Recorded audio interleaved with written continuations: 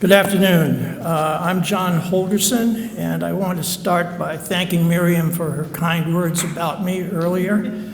But the reality of it is, without Miriam's efforts over the last nearly a decade, and through her efforts now as Poet Laureate of Plymouth, Mass., Poetry, the Art of Words continues to maintain itself and survive, and that in itself is an accomplishment worthy of a round of applause for Miriam.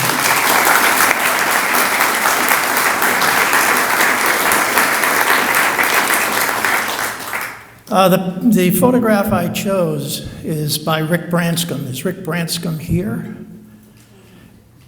Oh, he is. Okay. When I saw the photograph, I thought I saw a story there in the photograph, and that's why I selected it. But I had no idea what that story would actually turn out to be. So shortly after I selected it, I turned to my wife, Robin, and I asked her what she thought of the photograph. And she said, "You should write a romantic poem."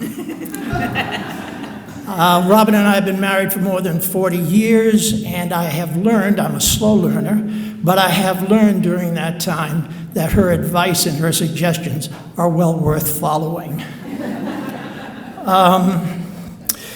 I got stuck about halfway through the first draft, so I thought I'd go online and see if I could find anything out about the photograph.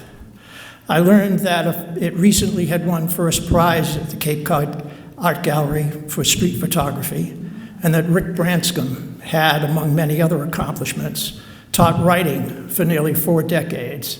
So I felt the pressure increasing, and now that he's here, it's even ratcheted up that much more.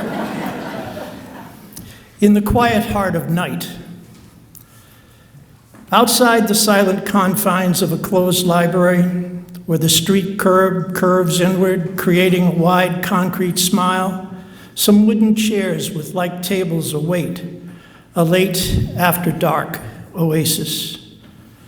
Alone in the quiet heart of night, beneath the brightest lamplight, she sits on a chair near a tall oak tree. She sees the small white scar on its trunk. She smiles at the hewn heart-shaped tattoo, empty of letters that might betray the lovers, empty as the chair where he once sat. She places a blue book on the table in front of that abandoned seat. Using a slender yellow ribbon, she flips it open to Yeats's poem about a brown penny. She hears him reciting those wistful words while his deft fingers loop themselves in her auburn curls. Then he is gone. She opens a gray book of Dickinson's poems, finds the one about solitude and loneliness, for that is where she is at this moment, in the very caverns and corridors of her soul, trying to prevent the inevitable erosion of memory, wanting always to remember his touch, his voice, his laughter, along the length of time we call forever. Thank you.